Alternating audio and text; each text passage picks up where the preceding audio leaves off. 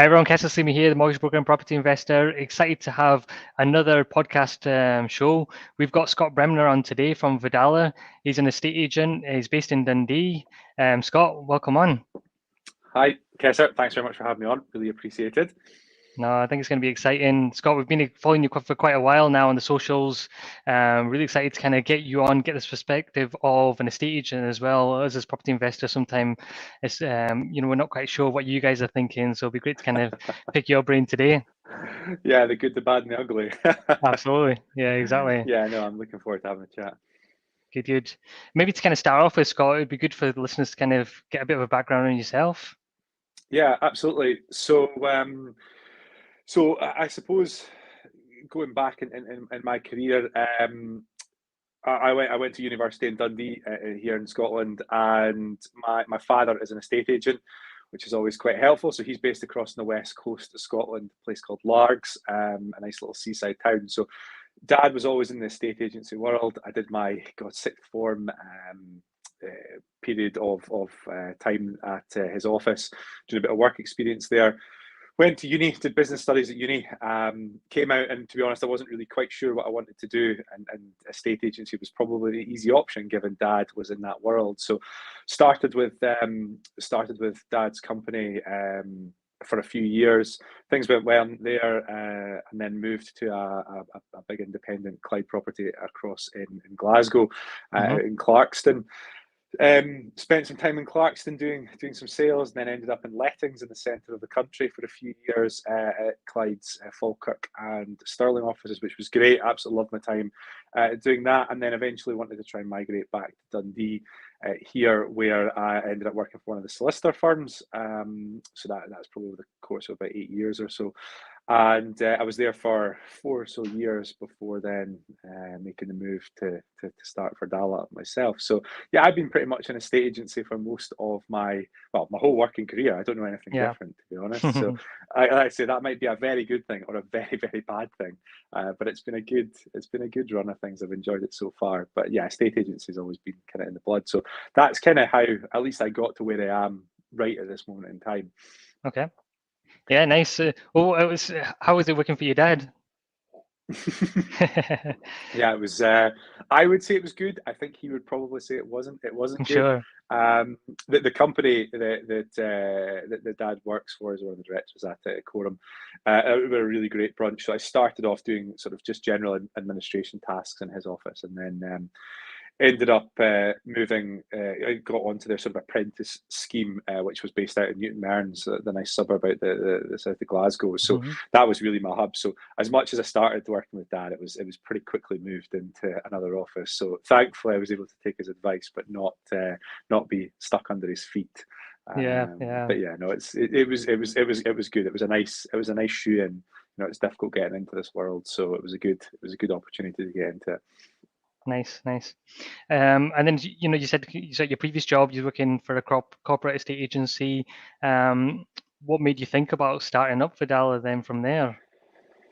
So yeah, I mean, it was. Do you know what? It was probably a combination of a lot of things. I'm sure a few of the listeners will probably resonate. It was start of lockdown. I was pretty happy before. I maybe had slightly itchy feet. Away to turn 30, and I'd obviously worked a lot with companies, and pretty big companies, and yeah, lockdown came. You had your 3 or so months when we weren't out and about showing houses or doing anything, and I suppose it made you stop and think about my career, where it was going, what I was spending my time on. Unfortunately, my granddad passed away throughout that period of time as well, suddenly. So yeah, it was. Thanks. It was at that point where I suppose it was like the accumulation of lots of things.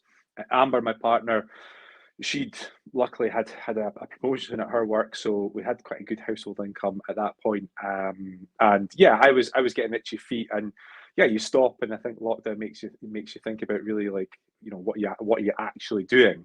And it kind of got to that point where I just, like I said, I just felt like something wasn't right, and it always kind of resonated a wee bit with me that Dad, he'd worked his whole life, you know, in a company that he didn't obviously own or have any particular bearing on the trajectory. So that was always in the back of my head, thinking, right, okay, I wasn't old, but I felt like I had enough experience at that point to at least, be able to get something started.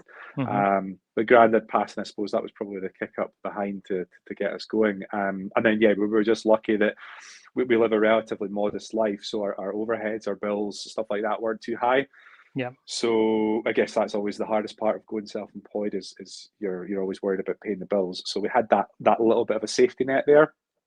And yeah, it was probably the accumulation of that, and then it was just, I don't know, brazen. Let's give it a bash. What's the worst that can happen? I suppose that was always my thought, was that I made the assumption that no matter what happened, I'd probably get a job doing something somewhere. So yeah, that's essentially the build up to Verdala starting. I had ideas as well about the sort of service quality that was maybe being offered by my current employer at that time, and the other places that I'd worked. And I had my own ideas about how I wanted the presentation of the company to be, the branding, stuff like that. That obviously, whilst you're just an employee within a big firm, you've got no say on any of that. So there was a lot of stuff that, for me, I just wanted to explore. I just wanted to be able to put my own spin on things out there. So yeah, I think it was a combination of all those little issues that bubbled up to a point where it seemed feasible, and then just so happened to be lucky timing, because after the lockdown, obviously the markets kicked off well. So it was just absolute blind luck at that point, and everything was going well. Yeah, which obviously you couldn't foresee at the time, I'm sure. So it was probably quite scary for you. So good on you to kind of make the jump. Yeah, I think Joe, it was odd, to be honest, as crazy as it sounds. I don't ever really remember stopping and thinking about the market when making that decision, because you always make the assumption that that there's always going to be something happening in the property market. I was always under the opinion that when the market's good and it's booming, it's great for everybody, but it also covers up a lot of bad estate agency. It covers up a lot of bad practice. When Yeah, the of market course. slows down, if it gets hard, then essentially that's when you earn your corn, when things get difficult. So I was always quite confident in my ability as an estate agent to be able to at least do a good job for my clients. So it was just a case of, well, if the market slowed, well, my gut was always, if it went that way, then I think that your independent or your self-employed agency model, I think, probably performs best when the market is at its hardest.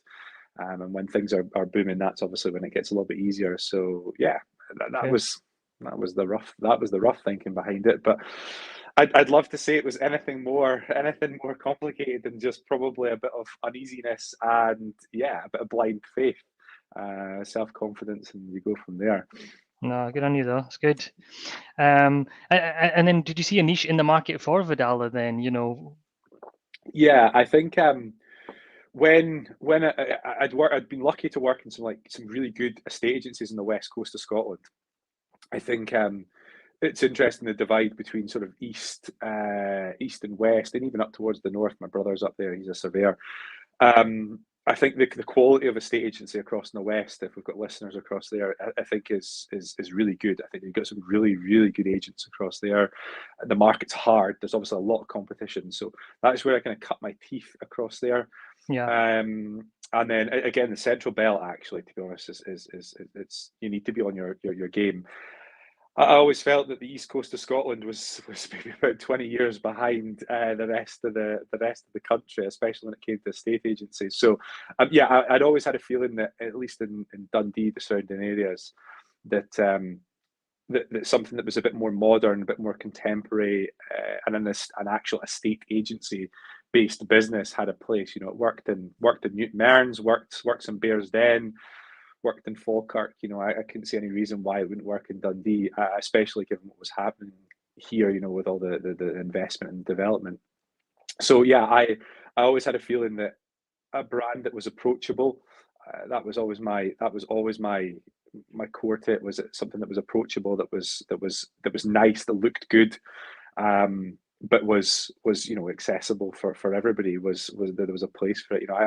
I always kind of akined it, as cheesy as it sounds, to an Audi, in that an Audi's a really nice car, and they're not the cheapest things in the world, of course, but they're affordable enough, and it's that lovely midpoint where okay, it's not a Bentley, but it's maybe a little bit nicer than a Skoda, Yeah. and Audi do quite well. So I thought, well, if we can try and sort of emulate that feel in a estate agency, then well, hopefully that does something right. So yeah, it was always that point of I didn't want it to be too flash.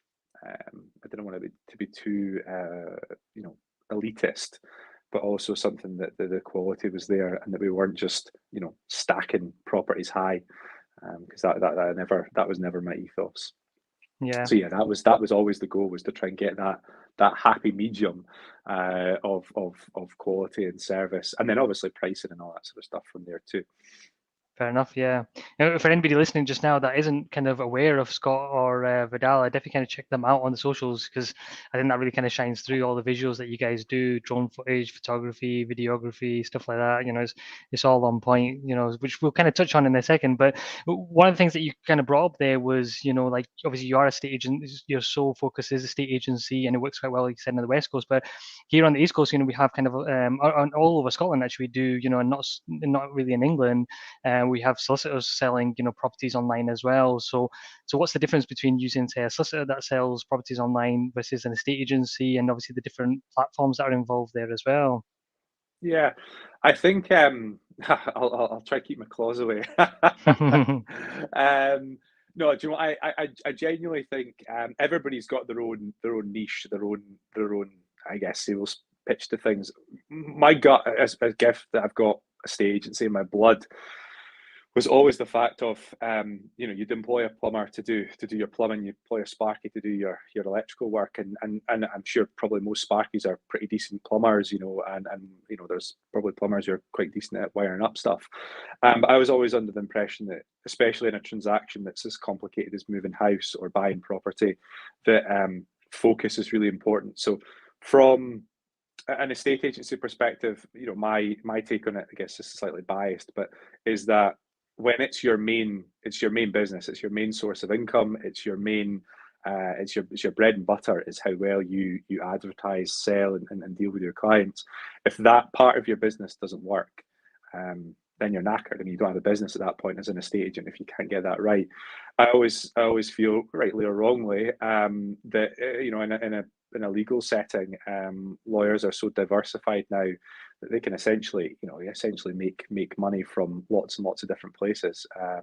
And I think there's that element of, if you can't breathe a sigh of relief until your stock's been looked after, then you look after it well. So yeah, that's always been my opinion of the differences. I guess, yeah, you've got advertising portals and stuff like that too. As the country, Scotland, but as the UK, I think, becomes more malleable, people from down south. We were just in Cotswolds over Christmas, and it was amazing the amount of people I spoke to about Scotland, property in Scotland, from down south in London and England. I think, like anything, I believe that the national portals and having a real good national reach is absolutely the most important thing to get there. There's, as much as people move locally, there's a hell of a lot of people who move from out with the area. So I think it's that blend of trying to mix, good old-fashioned estate agency. You're trying to just scoop in as many folk as you can with service in your local community well. So that's where I think, to be honest, the estate agency and estate agents do it well. It's that mix of national advertising, using the portals, using all these sort of places best as we possibly can, with the drive that, without that part of your business working well, no matter if you've got mortgages or financial services or lettings or something like that, if your core business doesn't work, then you're knackered. It doesn't. True. The whole thing doesn't work. So yeah, I definitely think that changes the way.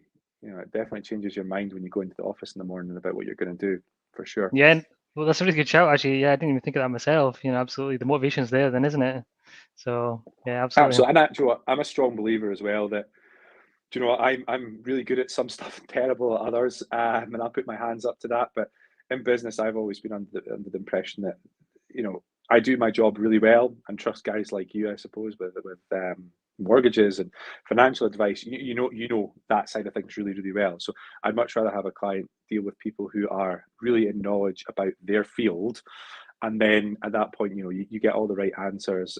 I just think there's crossover for sure, but when you look at a lot of important life events, you're often dealing with a single person who's very, very experienced in that area.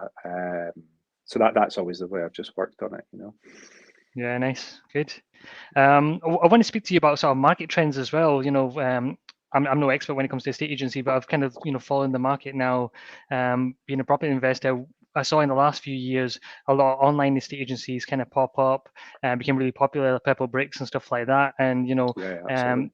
that was kind of signaling the end of sort of local estate agents, of what they were kind of touting at the time. But that seems to have kind of quietened off a wee bit now. And actually, from what I can see, and actually some property investors actually like to engage with estate agents like Purple Bricks and stuff because they know that there's not a estate agent there, and actually the seller's selling themselves, and sometimes they might not make the right decisions. But yeah, it'd be interesting to kind of hear your thoughts on kind of how you've seen estate agency change and how you maybe see it changing in the future as well.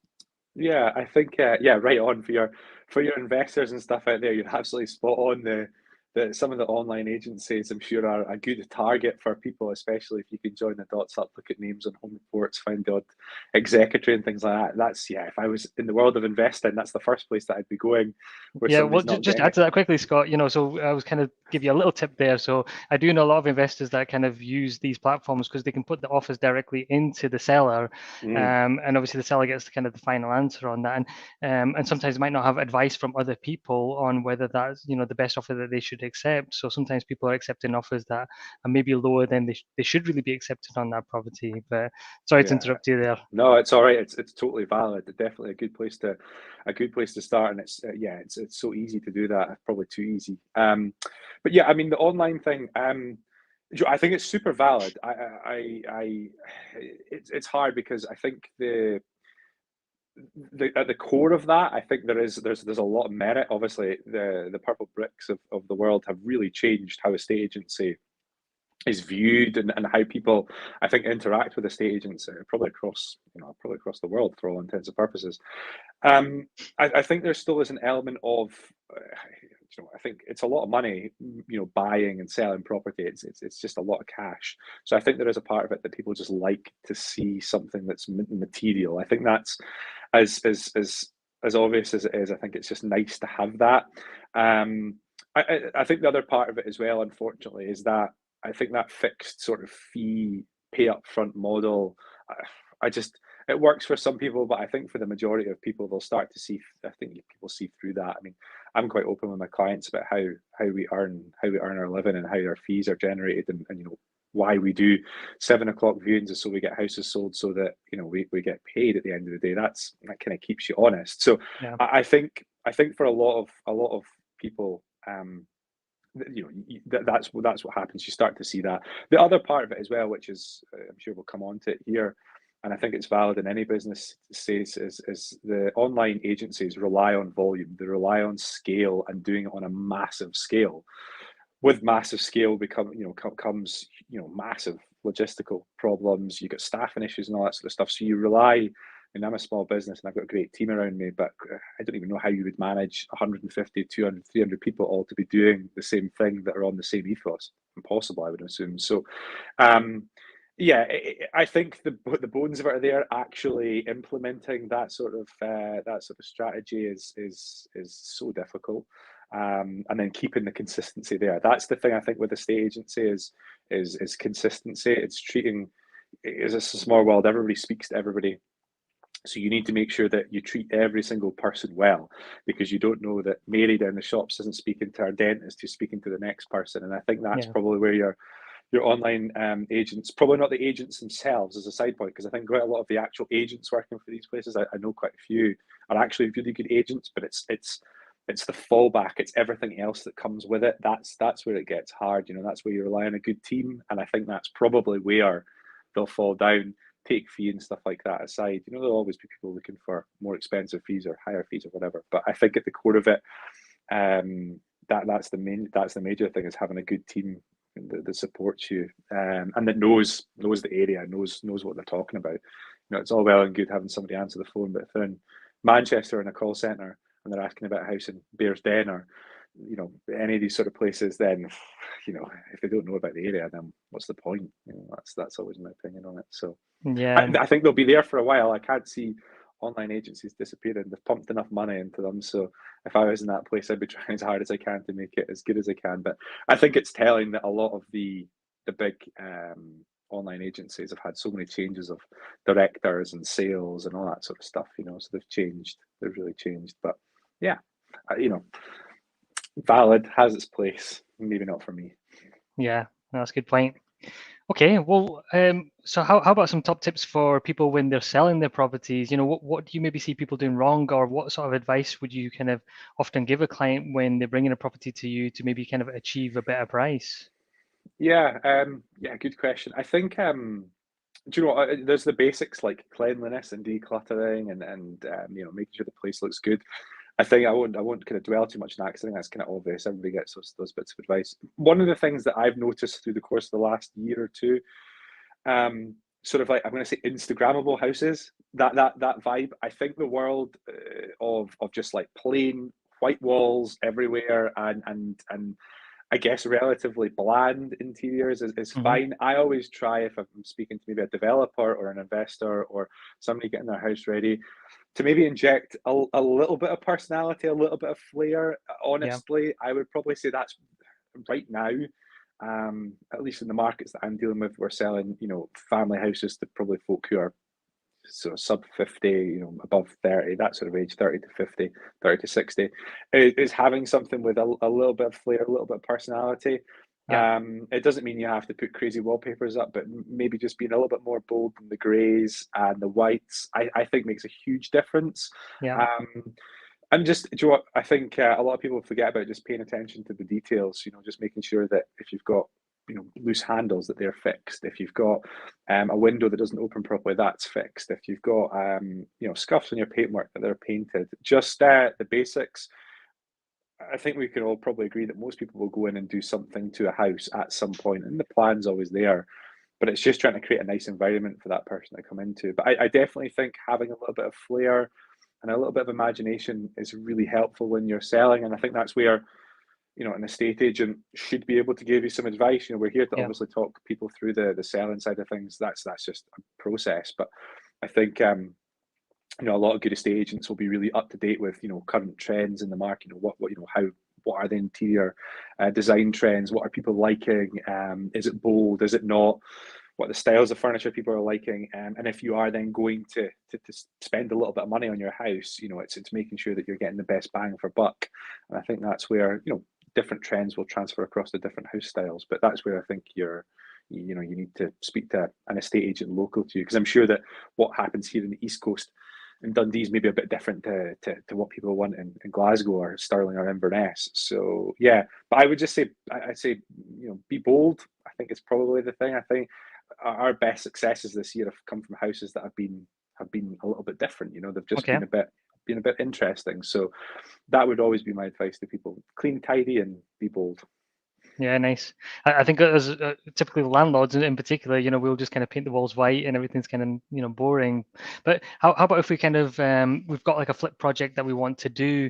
Can we get an estate agent like yourself on board early on? Maybe we're at the rip out stage and say, look, what would you advise to do to this property? I mean, I'm sure you're not an interior designer, but Mm-hmm. you'd be able to kind of maybe give some tips and hints and stuff like that at that point. Yeah, absolutely. I think that's key to it. I think from an estate agent's perspective, they should be engaging with developers like that.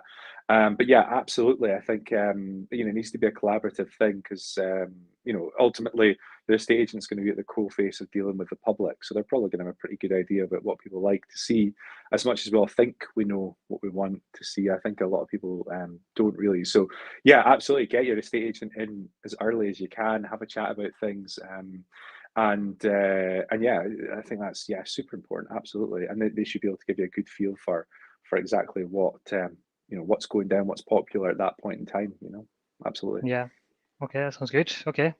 So let's say we're at the end of the stage now and we're ready to kind of market our property, and you come round, what sort of services do you offer at that point? Because I know you kind of do like all the photography, videography, and then we can talk maybe about that, and then also maybe about sort of company viewings versus doing your own viewings and stuff like that. Yeah, absolutely. So, at least from our perspective at Verdala, so we offer quite a hands-on, or at least I offer quite a hands-on approach. So, we'll be there. My photographer, Sam, is a great guy. So we'll basically usually have an advanced meeting prior to the photos being taking place, just to make sure the house is looking as good as we can. Photo day is stressful, so I always like to try and get around early and just make sure that everything's going there. I try to turn up to as many of the photo shoots as I possibly can, just to make sure everything's going okay. But yeah, in media, I think is so important now. So again, something as an investor, if you're selling, and especially when you're going out to buy, you'll look at this the other way, that the listings that are poorly advertised are probably the ones you're going to go after. So that just goes to show you something. So yeah, make sure quality of photography needs to be as high as it possibly can be. Multimedia content now is huge. So you need to have good video content. You need to have plenty of backup content as well there, so that once you've expired your original property video, you've still got fresh content for people, because you've got to look at, I think, houses the same way as people sit on TikTok, that you've got a 10-second period of time to impress somebody. So you've really got to have good engaging content there and stuff that's fresh. And that's one thing that we've been really, really trying hard to do, is make sure that we're not using the same thing just over and over again. So yeah, we'll get as much of that as we possibly can at that shoot day. It takes us got a good few hours. We've been putting a good shift. Sam's a cracking guy as well, so big shift to get everything ready, and then back to the office and start looking at getting the edits done. I almost look at it like we're getting ready for a photo shoot for Instagram, almost, where we're back to the office to sit down, have a look at everything, get the edits done. We all kind of bounce it off each other. It takes us a few days then to get brochures and all that material done. The home report's usually bubbling away in the background there, so we're working on that, making sure that the report side of things is looking good and fresh, and everything's is going to plan there.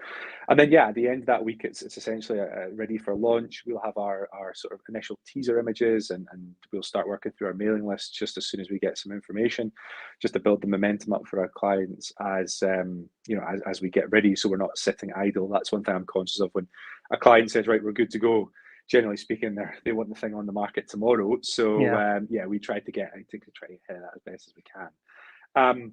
And then at that point, it's just all hands on deck, and we concentrate on just trying to get that specific listing out to as many people as we possibly can, as quickly as we possibly can. I don't think there's much of a science to it. Just as enough mud to the wall, some of it will stick. You touched a wee bit on viewings. I try to do all the viewings, myself, or at least have my team doing them. I think it makes a huge difference. Sellers, your sellers, I think, have lots of great attributes, but if you've only done one viewing or two viewings every 15 odd years when you move house, you're probably not going to be very good at it. If you've not ridden your bike for 10 years, it's probably going to be a bit wobbly when you get on it again. So I look at viewings the same way. We know, as an estate agent, we do hundreds of them. We should be good at them. It's a big core part of our job. And the other part of it as well, I think, is it allows us to deal with a client. You get a bit of a feel for people. The phone's fine, but there's nothing like meeting somebody face to face. You learned that over the last couple of years. The lockdown is meeting somebody face to face and having a chat it makes all the difference. From my client's perspective, it's great because I can get an idea of that person. Are they legitimate? What is the feedback like? Do we get good quality feedback? We don't have it. We don't get lip service. We get good quality feedback that lets us know if there is an issue around the house. And then from the viewing public's perspective as well, what I'm really conscious of, if I meet somebody and I'm in a house and I know that they don't really like an element of that house, they might not be suitable for them. Well, that's fine. We've probably got something else on our books that might actually be suitable. So it's at that point where the cogs need to start turning.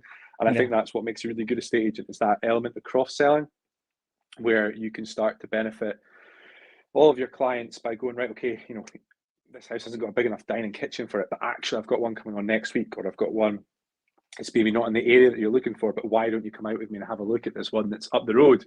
It's got that great kitchen diner. And I think that's where you really earn your corn, is trying to get people out to a place that they maybe didn't originally think, and then go from there. So that's where I think there's a lot of missed opportunities.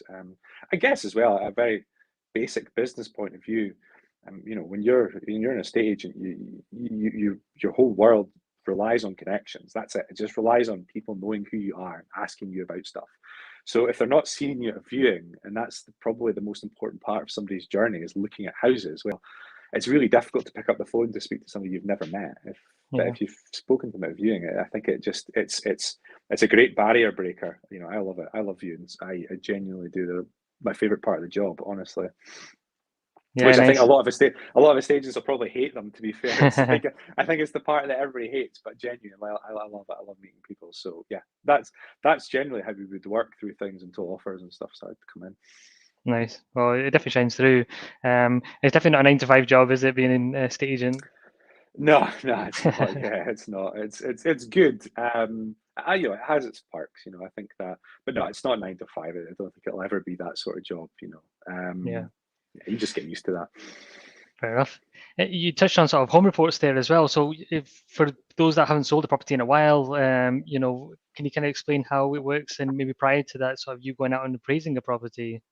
Yeah. So the home report is what it is. You know, energy performance certificate, which I don't think a lot of people pay attention to, but it's valid for some folk. I don't know how accurate it is really in terms of how that translates to real life, but energy performance certificate, your single survey, which is probably the most important part of it, really. That's the conditional part of the inspection. As much as it's quite brief, and it's a visual inspection. It's helpful to get a professional's eye on a property, and then your property questionnaire is always good for just giving you a little bit of an insight into somebody's time there. And then mortgage val, not necessarily part of the home report, but something that's becoming becoming just a bit of an expected given. So yeah, prior to home report being done, usually you would meet with your estate agent, who should be able to give you a bit of a heads up in terms of like what are the surveyors going to be looking at when they pop round. You know, the surveyors are generally pretty good in that they're looking at the material part of the building, but they're human as well. So, you know, you want to try and make sure you're giving off the best impression of that property as you can. So your estate agent should be able to give you some advice in terms of like if there's maybe some general maintenance pieces that need done. Yeah, That's always what I'm looking for. Is I wouldn't generally recommend to people to do kitchens and bathrooms and all that sort of stuff prior to selling it. It tends to not make sense unless you're connected in that world. But things like clearing out the gutters or making sure that your windows open properly or that your doors close, and then you don't have leaky bath seals and stuff like that. Jobs that most people could probably tackle in a DIY capacity or pay somebody a relatively small amount of money to do. That's yeah, really where I'll spend a lot of my time on the pre-assessment, because I think that's the point where you get away with a couple of those things, but if there's a lot of small issues, that's when the report can look, you know, the conditional section of the report could look quite poor for the property, yeah, but there's not really, you know, there's probably nothing really wrong with it. I guess you flip that round to an investing perspective, and when I'm inviting my client, you know, I'm trying to give my client some advice. I think it's always a case of you looking for those houses that maybe haven't had the gutters cleared, that maybe haven't had all those things done. The yeah, report probably doesn't read that well. Probably nothing really wrong with the house, but you know, the report probably won't read that nicely. So yeah, I always try to look at it from both sides. You know, it's nice to have a nice clean report for my selling clients, but if I've got somebody looking at it, quizzing me on that report, I want it to be as clean as possible so that we don't have chinks in our armor, yeah. because folk will exploit it, as I'm sure you know. Absolutely, yeah, yeah. I mean, home reports are quite contentious at the best of times, but you know, too Agreed. many. I mean, obviously they're sort of graded from 1 to 3. You know, so if there's lots of 2s and 3s on a property, you know, they can be sort of negotiation points for investors or property buyers, can't they? So if you can kind of resolve 100%. those prior to the property going for sale, then yeah, Yeah. absolutely, that's a good point. You're Yeah, always going to pick up some category twos, I think, unless you're in a brand new house. That's just a given. But yeah, yeah, you're absolutely right. I think from a selling perspective, if you've got a lot of cat twos in your report, and a lot of the cat twos that you see are quite basic things. You know, it's not. Sometimes it could be just, you know, little bits of pointing or choked gutters or boundary fences not up after storms and stuff like that. Wee bits and bobs like that you know, in their singularity, they're probably not going to have much of an effect. But if you get a lot of those, yeah, that's when you get the call as an estate agent from somebody going, I'm looking to purchase, but I'd like to make an offer, but that's the next thing. There's that but of there's that I've got to do this and I've got to do that. And we all know in the world of property, nothing ever works in hundreds of pounds. Everybody works in thousands of pounds. So it's like, true. I've got to clear the gutter out. So I'm going to knock 5 grand off the offer I'm going to make. So nobody ever comes to me and says, Scott, the house needs a couple of £100 worth of work done on it. Would you mind knocking £250 off? That doesn't see that never really happened to me. So yeah, you're trying to minimize those little things. I think that's really important. That's a good point. I think when we do negotiations, we've only got big calculators, haven't we? Yeah. Yeah, absolutely. Help with big numbers. Well, one of the things with home reports, which I find, which can always be a bit, confusing for clients when they're buying, is if there's any damp or a hint of damp as well. So any advice you can give on that? Because sometimes it could be a can of worms. It could be something that could cost only a couple £100 to fix, or no, it might not be anything. It might just be mold, or it could be Yeah. thousands upon thousands. I think, yeah, damp, I think, is probably a place where, from a seller's perspective, yeah, it's worrying. We would always try to get specialists out to have a look at it just to quantify Yeah. how much that's going to cost to get that fixed. I mean, most of the damp that I'll see, to be honest, it's strip, DPC, replaster. That's about it, really. So a couple of grand's worth of work. Yeah, it's so difficult. I think I very rarely see dampness, which I think is probably a point where it becomes, critical. But there are obviously a lot of other issues that will come off the back of dampness.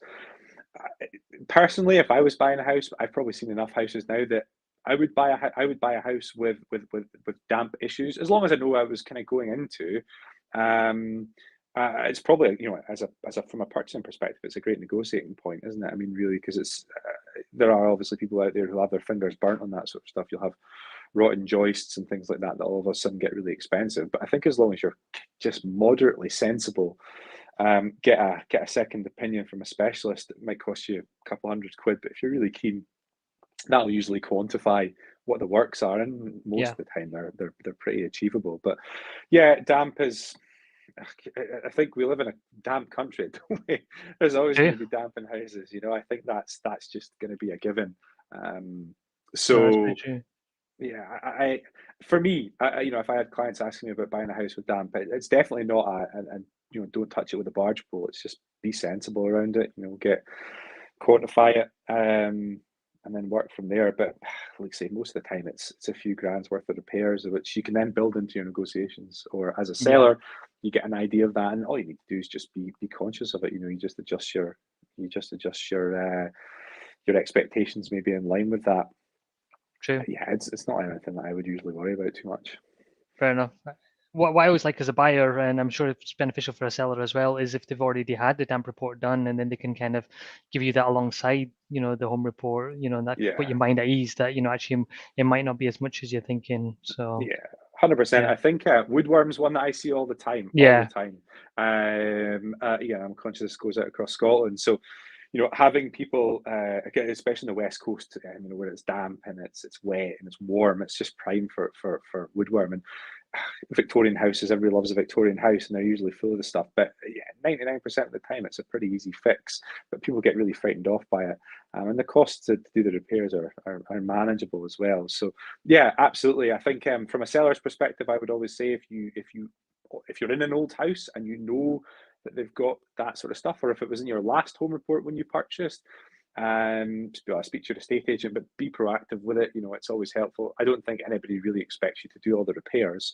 I think there's a different argument there whether it's worth leaving the purchaser to do the repairs and satisfy themselves that it's been done properly rather than on the cheap by a seller. But just having some quantifiable numbers to is the only thing you can really do, and that generally leaves it for most people. Yeah, no, that's a good point. Okay, well, let's talk about property prices, as is all property investors love speaking about, and maybe sort of trends as well. I mean, as we record this is January 2022 now. We've kind of been through quite, COVID for the last couple of years. The property market has been booming. We've seen a lot of properties go for, way over home reports, stuff like that. How have you found your own properties, and how have they been selling, and what are the market trends, and how is the property market for you guys just now? Yeah, I mean, East Coast here, Dundee, surrounding areas, it's been pretty mega, like pretty much everywhere in Scotland, I think, apart from Aberdeen. Sorry, Aberdeen. Yeah, it's been great. The huge money over home report was obviously a big feature of last year. Honestly, I think a lot of that was on the back of home reports being too light or too low, for the level of demand, because they take time to catch up and the surveyors Yeah. need to see evidence and stuff like that, I don't think that's going to go away anytime soon, but I've definitely found that your home report valuations are increasing. You're definitely finding that the surveyors are starting to acknowledge the fact that the market's performing well.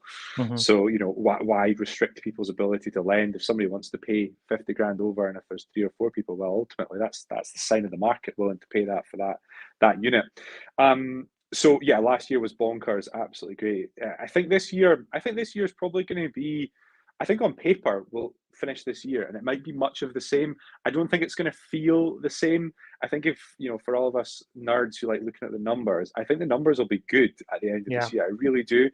I have a feeling that the stories of people paying 150 grand, at least in my area here in Dundee, I think that's maybe going to start to disappear a wee bit. But I think when you sit back and look at the actual increase in property value, I think it's still going to be it'll still be a very strong year. Even with the wee slight bumps in interest rates and stuff like that, I still think it's going to be a good one. So yeah, I think it'll be different. I think that's the biggest thing. I think it will be different. You'll find that there's still going to be stories of people paying mad money for the right houses, and I get that, but yeah, I do genuinely believe that your home report valuations will start to align a little bit more with what the general public are willing to pay for things. And my opinion on that is that that's kind of the way it should be. Yeah. I don't ever expect that they'll be bang on right all the time, but they should maybe be a little bit more in line rather than 100 or 150 grand out. You've got to argue at that point, as many people do with me, somebody got the valuation wrong. So that's part of it. So I think that'll maybe diminish a wee bit, but I think property prices will continue to be really strong. I really do. I think it's going to be a good year. It's got to get to a point where stuff's so expensive that people then can't afford it, but it doesn't look to be running out at the moment. No, I totally agree with you, to be honest. Ahead. Yeah, good that you put your neck on the line there, but I would totally agree with you as well. I kind of feel the exact same way. Obviously, certain properties are unaffordable for certain people, but in general terms, most, because obviously I'm dealing with the mortgage side of things in general, sort of the mortgages are affordable for the people for the type of loans that they're looking for. So as that's kind of stretched too much, that's when we get to a phase where potentially property prices are kind of rising too much, and not in line with sort of wages and stuff like that. So yeah, I think that'll be the biggest challenge. Oh, sorry, on you go. Oh, on you go, Scott. I was going to say, I think that'll probably be the biggest challenge with everything is whether, and it's probably more from your perspective that you'll see this, is whether the actual the affordability side of it, whether that can keep up with the pace, even if mortgage, even if home report values increase and stuff like that. It's whether people's wages keep up with the pace of the increase, and I guess that'll come down to the banks deciding whether they're just willing to lend more as a multiplier, or whether they keep that as tight as maybe as it's been, and then that I think that will be the point where, yeah, surely that's got to pull things back into account. But yeah, look, knowing the banks, it just sounds like they would just add another 0.5 onto the multiplier, and then everything just keeps continuing. Yeah, well, that's true. Yeah, there's guidelines there, but when banks are wanting to lend, they try to kind of bend the rules as much as they can. So yeah, you're absolutely right. So, one sort of struggle through COVID has been sort of the lack of stock. Why is there not enough properties on the market, or is there just more sellers more buyers, sorry, than there is sellers? Yeah, God, I think it's like multifaceted, isn't it? Cheap money, cheap money, but good mortgage availability. The allure of home ownership is nice. It's good to own your own place. So you've got that. I think ultimately through COVID, the supply was down. Lots of different reasons will cause that. A lot of uncertainty with people's jobs. You wouldn't necessarily want to move if your job's maybe on the wobbly peg. So that's got to have had an effect for sure. Yeah, you throw furlough and stuff into it, maybe it gets a bit difficult for people to get mortgages, and then that delays people selling, and it's that sort of cyclical way. So stock levels, I think the stock levels probably took a bit of a hammering because of all those effects, and then you just dump massive amounts of demand on top of that, and then it's just it's like a multiplier effect, isn't it, really, that it creates this place where you've got not enough housing for people. I don't know if it's going to change, to be honest. My gut feeling is it's probably not. I think unless the thing that's keeping us going here, I think is new building. I think is so important. into the second-hand market because it frees people out of houses into it's essentially the end of the chain. So that then filters back down into the rest of the market. So we're lucky outside Dundee, where my office is based in Broughty Ferry. We've got a decent bit of new buildings surrounding us, which is really helpful. It's been a good help for us getting off the ground this year. I mean, without that, if you're in an area where you've not got a new building to try and get people out of houses, it's going to be barren. It's going to be tight. I think the stock's going to be low. And we're in this place now where most people are only moving for a single house because there's hardly anything on. So you're moving for one house, which means, if that doesn't go to plan, you probably don't move. And then there's somebody wanting to buy your house, but they're also in exactly the same place. So it's just not conclusive to people coming on. So who knows what will happen? I think stock's probably going to be most estate agents' worries through the course of this year is the stock. I can't see it changing too much, to be honest, Kessa. I don't know what's going to happen to really alleviate that problem. So great for pricing, great for demand, all that sort of stuff, but it doesn't make it easy for people to move houses. So just need more new building. I think that's it. Get some some good quality new builds. There just needs to be more and more building. I think that's where the councils maybe need to look at things as well. And there's a lot of sites, especially around Dundee, that would be really great for housing, and old buildings that would be great for housing. And I think that's where the councils need to be really on the ball with noticing the impact that has all the way through the property market. You just got to hope that there's somebody out there looking at the wider picture, the macro side of it. But yeah, for me, the savior of the second-hand stock issue is the new build. That's a good point. Yeah, no, you're absolutely right, and it will be interesting to see how that plays out because there's been some decrease in funding for new builds as well recently, like the Help to Buy scheme that's stopped now, and some of the other sort of incentives that were there. So, and then sorry, on you go. Sorry, I was going to say on the topic of that, I think incentivizing for me, if I was in power, I think if they were able to incentivize high value new build purchases, I think that would unlock all the pressure. Is that for us, it's up to like 250 odd grand. It's like your normal family houses. That's what everybody's struggling to get into. And I think even if it all got really, really bad and you had some good high quality new build, and I know every time I fire through Glasgow, I always stop through Mearns just because it's a nice place to stick your head through as a property guy. And there's some beautiful new builds out there. But maybe try and incentivize some high value purchasers. Maybe a wee tax reduction or something like that. Instead of hammering the top end on the LVTT or second use tax and stuff like that. It's just maybe give a little bit of relief at the upper end, and I genuinely believe that would free up stock right down to the bottom. It's helpful getting first time buyers on the ladder, but ultimately that doesn't help anybody else within reason in the thing if you don't have the stock. So I think, but it's hard because I don't think the government's ever going to incentivize you to buy a £500,000 house. It's just not the way this government works. So who knows what happens in the future. Yeah, that's a good point, I think, because that's why a lot of people started to do extensions, renovations and stuff to their own properties to try to kind of make them bigger rather than buying, that next property up on the ladder, as it were. So yeah, that's a good point. Absolutely. Yeah, that would be my take on it, but hey, I'm not running the country. Fair enough. How about a tip for those property investors that are looking to do flip projects? Is there any sort of sweet spot in regards to sort of price range where or where there's kind of more demand, or maybe where there's less properties available? Yeah, I mean, I think it's going to change region to region, area to area. I know flats and stuff like that in the West End of Glasgow are still doing well. I think this is where you really got to trust your estate agent, to be honest. Okay. I mean, my gut's probably always around 2-3 bed semis, reasonably high amenity areas. I think the ex-council house has seen a good resurgence. I think they offer good value for money. And I think the stigma behind the ex-council is probably a couple of generations. The people buying them, they don't really know much about that sort of stuff now. So, my general advice to most flips is I love the 2-3 bedroom ex local, or you're sort of like the late 90s, early 2000s, something that's not been touched for 20-25 years. I'm conscious it'll change every year, but I would definitely say with that, speak to your estate agent, your local estate agent. This is where I think getting pally as an investor with your estate agent, pop into their office, have a coffee, have a natter with them. Doesn't even need to be the guy running the place, but just even if it's the team on the phone, find out what's busy, find out what's going well, and then just replicate that. But yeah, if it was me, put my money in, probably sub 250, 3-bed semis. You can ever go wrong with that, can you? No, I would agree with you. Yeah, absolutely. You talked about getting partly with the estate agent as well. So, as property investors, looking to, and for on the opposite side, for you working on behalf of the seller, there's going to be some price negotiations there.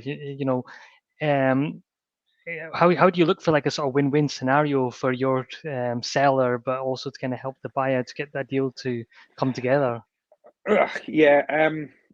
To be honest, most of my focus really falls around the seller side of things. I think, to be honest, if Yeah, as from a buyer, if you get the house, you're probably happy. Whether you feel you paid a bit more for it or not, once you get the keys for it, you're probably pretty happy chap. So yeah, to be honest, my focus is usually just keeping the seller happy. I don't think I've not really had anybody who's purchased anything off me who's been annoyed the fact they've purchased. So I just work on the basis that if you get the call to say, look, you've got it, even if you feel you've paid a bit more, then yeah, you're probably happy enough. And I think for most people, if it's an investor, if it's a flip, then yeah, you'll end up just passing that to the next person down the road. true. All of Yeah. a sudden, as the expected end just increases by 5K or whatever it may be. So, is there any way to buying properties with cash as well, and but and also kind of offering if your property's subject to sale as well or not, if you're in a Yeah, chain. 100%. I think this is probably. I think 2022 will probably be the year of. It's going to be the year of, well, low stock, and then ultimately from low stock comes chains and chains of transactions relying on certain things happening. So yeah, I absolutely feel that that clean offers will become important. As I said, home report values I think are increasing. So I don't think there's many people out there who are probably getting a bad deal on their house. The difference is probably whether it's good, great, excellent, or fantastic. Hmm. And I think that's where people, you look at your whole move holistically, and you try to work out, if you get a cash purchaser or somebody who's not tied into some crazy chain, that is worth something. It should absolutely is, absolutely is. Having deal with fall throughs and stuff like that, that is worth something. It's just really difficult to quantify it.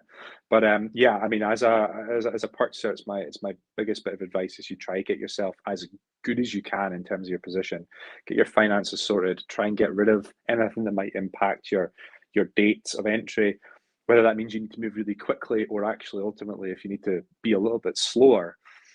All these things can make a huge difference in getting something tied down for sure. So yeah, it's one. I would say when I'm looking at an offer, I'll look at the monetary amount first, quickly for about 5 seconds, because you can pretty much deem whether it's good or bad.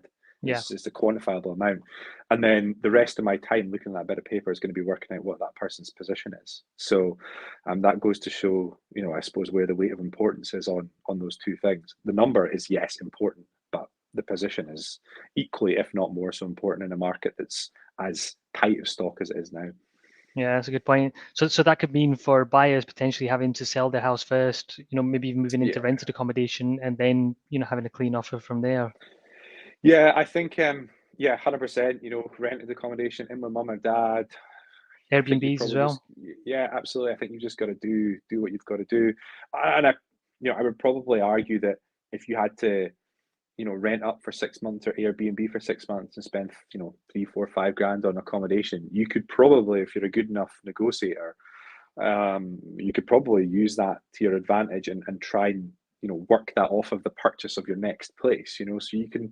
I think if you really sat down, it's so difficult to spreadsheet this, but I think you could probably argue the case that as long as you're not in rented or temp accommodation for years, that you could probably offset the costs in doing that against your purchase based upon the flexibility of your position.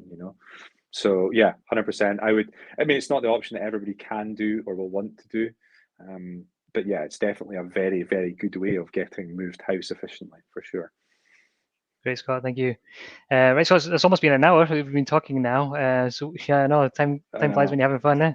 So we've had some comments in as well. We'll wrap things up soon. We've had James Watson on. He's been kind of enjoying the chat, and he said that apparently Purple Bricks is considering selling their business due to Purple Bricks lettings not working so well. So that's interesting to hear.